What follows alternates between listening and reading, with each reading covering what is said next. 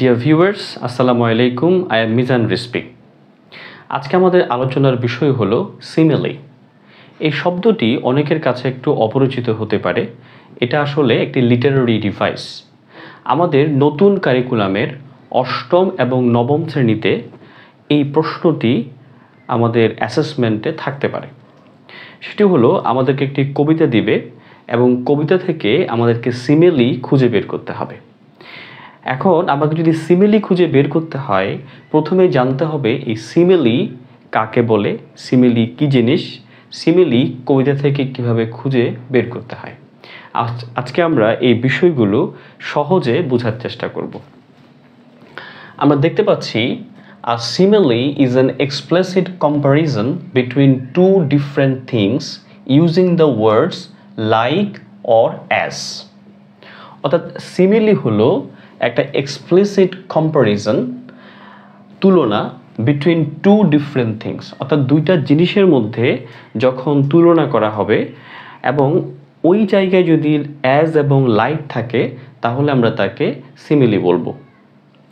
এখন প্রশ্ন হলো, কবিতা থেকে সহজে সিমিলি খুঁজে বের করার উপায় কি? আমরা যখন কবিতার লাইনগুলো পড়ব, প্রথমেই দেখব যে কবিতার লাইনগুলোতে অ্যাজ এবং লাইক আছে কিনা। যদি অ্যাজ এবং লাইক থাকে, তাহলে দেখব অ্যাজ এবং লাইক ব্যবহার করে দুইটি ডিফারেন্ট জিনিসকে তুলনা করা হয়েছে কিনা। যদি তুলনা করা হয়, তাহলে আমরা বুঝব এখানে সিমিলি ব্যবহার করা হয়েছে। আমরা বিষয়টিকে এক্সাম্পলের মাধ্যমে আরেকটু সহজভাবে বোঝার চেষ্টা করি। এখানে 4টি এক্সাম্পল আছে। প্রথমটি হলো, this pillow is as soft as cotton. এখানে আমরা দেখতে পাচ্ছি এখানে অ্যাজ আছে এবং এখানে দুইটি শব্দ, একটি হলো দিস পিলো আর একটি হলো কটন। অর্থাৎ এখানে দিস পিলো এইটিকে কটনের সাথে তুলনা করা হয়েছে। দ্বিতীয় সেন্টেন্সে I wandered lonely as a cloud. আমরা এখানে দেখতে পাচ্ছি এখানে অ্যাজ আছে এবং এখানে আইকে ক্লাউডের সাথে তুলনা করা হয়েছে, সুতরাং এখানেও একটা সিমিলির ইউজ আছে। এরপরে সেন্টেন্সে my sister swim like a fish. এখানে লাইক শব্দটি আছে এবং আমরা দেখতে পাচ্ছি এখানে মাই সিস্টারকে ফিশের সাথে তুলনা করা হয়েছে। চতুর্থ সেন্টেন্সে the man was strong like a lion. এখানে লাইক শব্দটি আছে এবং এখানে দ্য ম্যানকে লায়নের সাথে তুলনা করা হয়েছে। এখন প্রশ্ন হলো, কেন কবিতায় কবিরা এরকম সিমিলি ব্যবহার করে? অর্থাৎ সিমিলি ব্যবহারের কারণটা কি?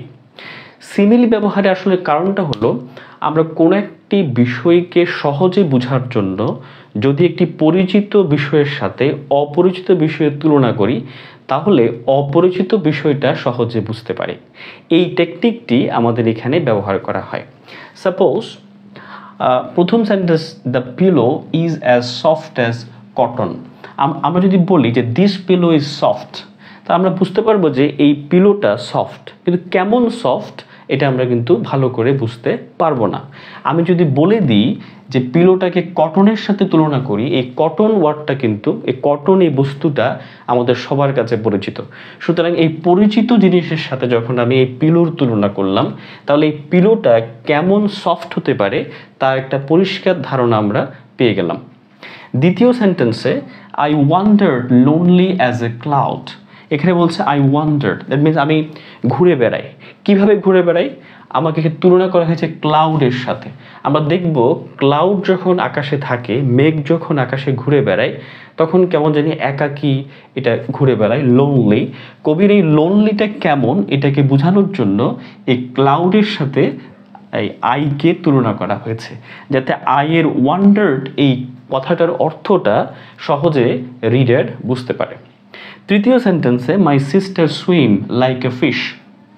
এখন আমি যদি জাস্ট বলি যে মাই সিস্টার ক্যান সুইম, আমার বোন সাঁতার কাটতে পারে, তাহলে কিন্তু আমি অত ভালোভাবে জিনিসটা বুঝবো না, মানে কেমন সে সাঁতার কাটতে, অনেক ভালো বা অনেক খারাপ বা মোটামুটি আমাদের সেটা বোঝা সম্ভব না। কিন্তু আমি যদি একটা এক্সাম্পল দিয়ে বা একটা কম্প্যারিজন করি তাহলে কিন্তু আমি ইজিলি বিষয়টা কিন্তু বুঝতে পারি। আমি যদি বলি যে my sister swim like a fish, তাহলে আমরা জানি যে ফিশ এটা তো পানিতেই থাকে, সে খুব কমফোর্টেবলি পানিতে কিন্তু সুইম করতে পারে। সুতরাং আমরা বুঝতে পারছি এখানে মাই সিস্টার খুব কমফোর্টেবলি ইজিলি সে কিন্তু পানিতে সুইম করতে পারে। দ্যাট মিনস তার পানিতে সুইম করার দক্ষতা অনেক বেশি। আরেকটি sentence, the man was strong like a lion.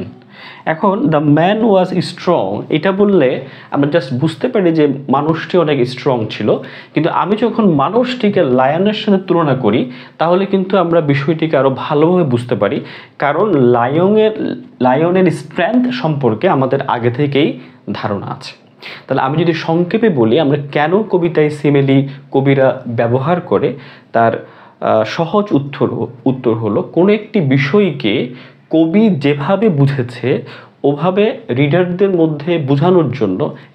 বোঝানোর জন্য কোনো একটি ফ্যামিলিয়ার বিষয়ের সাথে একটা আনফ্যামিলিয়ার বিষয়ের তুলনা করে, যাতে আনফ্যামিলিয়ার বিষয় সম্পর্কে রিডারদের একটা ভালো ধারণা সৃষ্টি হয়।